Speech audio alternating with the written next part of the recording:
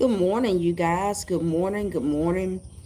Good morning to everybody that is tuning in, whether you are catching this thing now or if you are catching it on the replay. As always, with every single video, please be sure that you guys are subscribing and that you guys are liking the video. Welcome to Daily Manna with T. You guys know it's a time within our morning, every single morning, where where you're gonna see me in this rocking chair, granted the weather permits, and we are going to just release what God has given me. And so, I'm gonna give it just a quick minute. Hold on one second, y'all.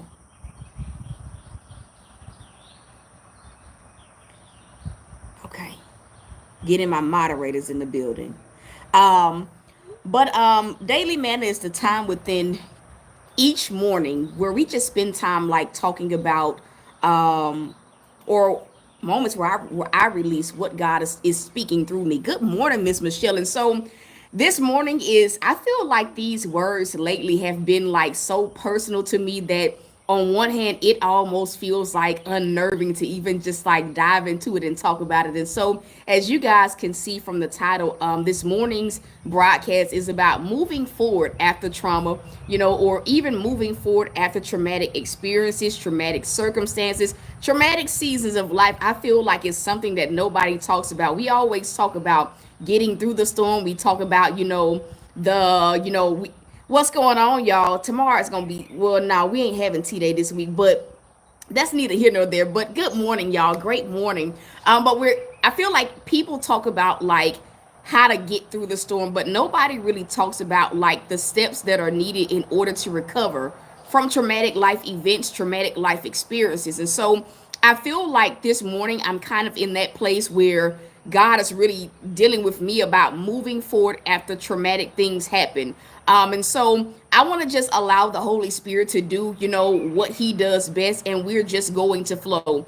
The first thing when I actually sat in God's presence, and I was just like really thinking about like going to some of the traumatic things that I have gone through. For me, some of them have been circumstantially, some of them recently have been people just dealing with traumatic or having traumatic experiences with people. And so I started to think about like, how do you actually move forward once you've gone through something traumatic? And I'm gonna just say this: when we break down trauma or even what traumatic events could be, and these are just examples. Traumatic events could be something as simple as God letting you endure something for an extended period of time. Traumatic events could be dealing with a narcissist and they take you all around the world, and it's a constant battle, and it's a constant fight that pulls you to the end of yourself. So when you get out of a situation or situations like that, you kind of just like, "Ooh, I never want to go through that ever again." You ever like felt like that? Have you ever like? I know some people when they go to the fair, or back in the day when going to the fair was a very popular thing. It's like you had two groups of people. You had the group of people that were there for like just the food, and then you had the people that were there for like the rides, right? And everybody that goes into a fair operates the same way. And it's either two types of people when it revolves around the rides. Either you have people that they live for the thrill of a ride, no matter how high the ride takes you, no matter what it is. And then you also got people that are just like, no, riding rides makes me queasy, whatever the case may be. And let's just say you fall into the category of a person that doesn't really like rides, but let's just say your friends talk you on a ride, and let's just say the ride, you got a fear of heights, and the ride takes you way beyond that fear of heights, and you get so afraid, right? Your trauma response is going to be, I'm never getting on another ride again. It's the same way, like if you have a person that is, how can I say it, Lord? It's the same way of if you have a person that is afraid of water, or they have a near drowning experience, right? As a kid, you develop a trauma that says, I'm not ever going to go back from that. And what you do as you grow up is you learn to live with that fear.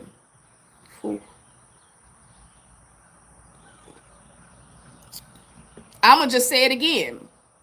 What happens is you learn to live with that fear. Whatever the fear is, you just literally, you learn to live with it. And so I believe like in life, God doesn't really give us the chance to, well, sometimes He allows us to just linger in fear. But he doesn't really let us get to a place where we are living bound by the fear of whatever the case may be. And so I feel like, when we go through traumatic experiences, the first temptation that we feel is the temptation to just act like it never happened. Can I get you guys to hit that thumbs up button if you have not already? I'm going to say it again. I hope that I'm not freezing. Can somebody let me know if I'm freezing? I didn't even check my Wi-Fi. Okay, I'm not freezing. I can see I'm not freezing. But yeah, I feel like, moderators, can y'all do y'all thing? Out of sight, out of mind, because it's like, if I'm not acknowledging it, then this erases the impact of what this thing did to me. And so a lot of times we'll go, it's a new month, it's another season, and you know, we're just learning to act as if it never happened. And so what God does is he will let things trigger us. He will let events take us right back to the place and remind us that, oh, we have a wound. And so when we become triggered, we're presented with two different opportunities. Either you can work through it or be bound by it. Whew. When we become triggered, we are presented with two choices. Either I can work through it, or I'm gonna be bound by it. And if you're any child of God, then he's gonna put you in a position where you literally have to work through it. And so I feel like this season of my life, it's been a mixture of different things. It's been a mixture of God saying, do the work, show up in the way that you haven't. But it's also been a mixture of God saying, okay, here's a trigger, here's some trauma, now work through it. And so today, when I really sat and I thought about how does a person really get to a place where they are working through trauma, the first thing that the Holy Spirit dropped was the first step in working through trauma of any sort, or moving forward after traumatic circumstances, traumatic seasons, or whatever the case may be, is to accept it. So number one is accept it.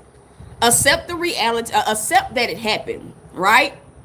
It's kind of like when when an addict goes to, or an alcohol addict goes to, AAA meetings, right? They go to AAA meetings, and they'll go to AAA meetings, and the first step to recovery is a lot of times accepting that there is a problem, choosing to not gaslight yourself. In fact, when I woke up, I heard the Lord say, do not gaslight yourself. And so when I actually sat and thought about this topic of moving forward after traumatic experiences, the first thing that I heard the Lord say was, accept that it happened.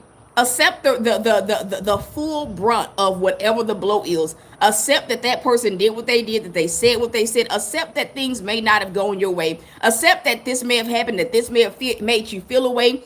And then, and then you're able to work through that. I also feel like today I had a moment of working through a traumatic experience that I had with an individual. And as I was spending time with God, like, acceptance for me looked like reminding myself of the truth of what really happened. I feel like if you've ever been bound by the spirit of people pleasing, if you've ever been bound by rejection, if you've ever been bound by, by the saying, oh, I just got a good heart, a lot of times when things happen, you have the greatest tendency to gaslight yourself and to give people the benefit of the doubt when you should be standing 10 toes down. And if you're not careful, that space where you really should be accepting it, you will turn acceptance into taking the full blame for whatever it is that was done or whatever it is that happened. And in that space, you're not really able to grow. You're not really able to flourish. And the cycle, whatever the cycle is likely to repeat itself. And so what I noticed is that, like, a part of like me accepting like what happened, it looked like saying, this is the reality of it. Not what my feelings are telling me, not what people, the old version of me is telling me. This is the reality of what happened in this particular situation, and spelling it to myself in black and white, so that there's no temptation to lower my guard, so that there's no temptation to go back, right? I also feel like the second step of moving forward after traumatic experiences, and this is gonna sound so cliche, it looks like putting one foot in front of the other, beginning to live again. That's heavy. Beginning to live again, even if you got to take baby steps at doing so.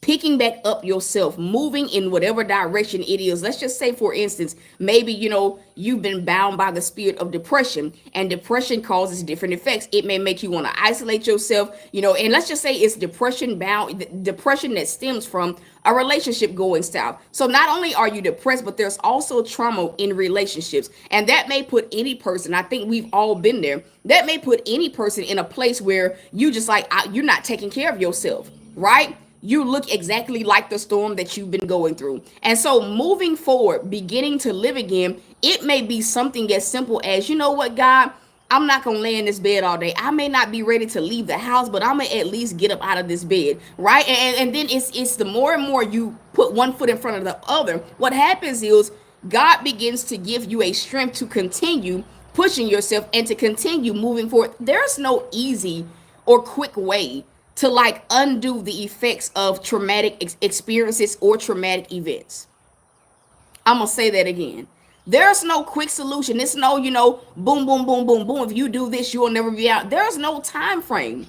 And I'm going to just say this, the time frame of a person being bound solely depends upon their willingness or unwillingness to move forward. You understand what I'm saying? It depends on whether or not you're ready to live again. And so sometimes living again just looks just like that. I remember in the season where I had been in my mom's house. I can go there. In that season of my life, it was traumatic from the aspect of I felt like I could never be in the house because the devil was always using her. So that in itself was so traumatic. You wake up and the devil's already using a person. It's the middle of the day. You're trying to, keep yourself in faith, and the devil's using a person. Or right before you close your eyes and go to bed, boom, the devil is still using a person. And so that was a traumatic experience, in that it made me spend the majority of my time in my car, right? So when I actually moved into that very first apartment, like choosing to live again looked like something as simple as me actually allowing for myself to be in the house and to relax and to receive peace. And I'm going to just say this, when you are in the step of living again, living feels foreign.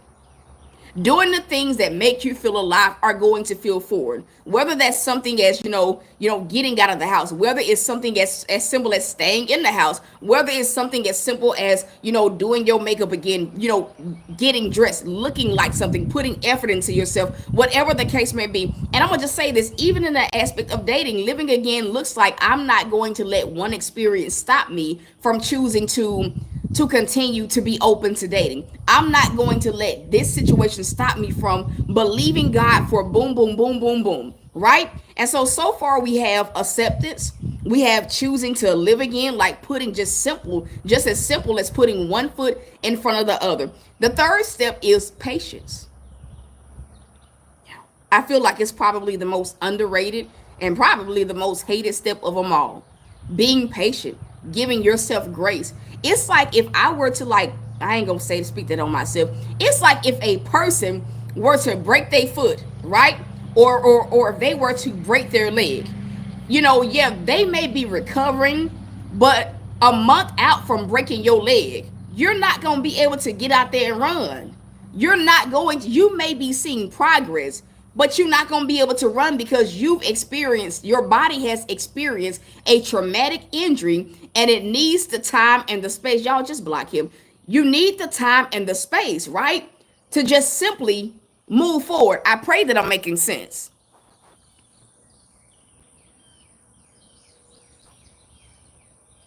I don't even know how to do it. Hold on. I'm putting you in timeout. Yeah. Thank you so much. I timed them out. But it's kind of like in those moments of a person recovering from an injury, you really have to give yourself a grace to understand that your body needs time to actually heal and recover. And I feel the same thing is very prevalent when we go through life-changing and life-altering things in life. Things that take a toll on our spirit, a toll on our emotions, a toll on our mental. How sometimes you really just gotta take that time to just be patient and understand, hey, I may not still be able to operate the way that I once used to operate, but as long as I'm headed in the right direction, as long as I'm not where I used to be, then I'm exactly where I need to be. And honestly, those really, when I think about like overcoming trauma, those are really the main things that anybody has to like understand, accept what happened. I feel like in moments where you're dealing with a narcissist, it is so important that you remind yourself of the truth, the reality of what really happened. Why? Because people like that will gaslight you to such a degree that it will make you question your perception of things. And so in those moments, you have to reinforce what the truth actually is and what actually happened, if that makes sense. Number two was actually like living again. I feel like many of us are in different phases of recovery from traumatic life events, traumatic seasons, or whatever the case may be. But all in all three of those steps, none of it is possible without patience. And I'm going to just say this, the greater the injury to your spirit, the more time it's going to take for you to get acclimated to like moving forward. But one thing that I love about God is that even in moments where we feel like, man, I feel raw. Because a lot of times when you go through something traumatic, you feel this raw feeling. It's not that your heart is hurting. It's not that you feel weary. It's just literally like, God, this feels raw. Excuse me. My God. A lot of times that's really what it is. It feels raw. And sometimes it just takes time to not feel so raw, to feel okay with moving forward, to feel, thank y'all so much, to feel okay with just life without a certain thing or recovery from a certain thing. And so that's just kind of, where what God has given me today. That is today's daily manna. Like moving forward from traumatic experiences, it is not a linear process. It is a process that takes time and effort. I'm gonna say it again. It's not a linear process. It's not a process that you can stamp a time frame on. And I'm gonna just say this, for a lot of us, many of us are recovering from trauma that predates all the way back to childhood. So you can't expect to just act, to get to a place where you're acting and moving and as if it never happened in a short amount of time. It's layers to it. And so each season, God peels back a different layer. Sometimes within the seasons, he shows you different layers, plural, of, how you can continue to move forward. But nevertheless, I feel like this is going to be my last point. The last point after you've done all those things is to just trust God and follow him. Trust and follow him. Because following God is really what leads to freedom. It's the thing that really leads to the fullness of us being able to get to a place where we are whole and healed, not lacking anything. And so, if today's daily manna has blessed you, can you please just tell God thank you? And if you have not hit that thumbs up button, can you just do me a favor and just click that like button just for me? I appreciate everyone that has been tuning in. Wow, that's gonna be a whole nother daily manna. I'm just grateful for, even for the direction that YouTube is taking. And so that is it, y'all. I love y'all. If you're not following me on TikTok, please be sure that you head over there. In a few minutes, we are going to go live on TikTok. We are going to flow for a little bit on this morning. And that is really going to be it. If today's daily manna has blessed you and you feel led to sow, the ways to sow are always in the details, in the description of the videos. But the moderators are also posting these. Oh, thank you so much, Miss Michelle. Is it Ms. or Mrs.? The moderators are also posting where you guys can sow. Whatever you sow, you let God lead you. If you want to purchase a pray hat, it's hat season for me. Well, all around it's hat season. But if you want to purchase a hat, I do have probably about 10 hats available. So we have this color, and I have like a black denim wash color. And so if you want to purchase a hat, a t-shirt, if you need to get a one-on-one coaching session, the website, it is in the description, thoughtsbyT.com. If you need prayer, okay, my bad, I just got to be sure.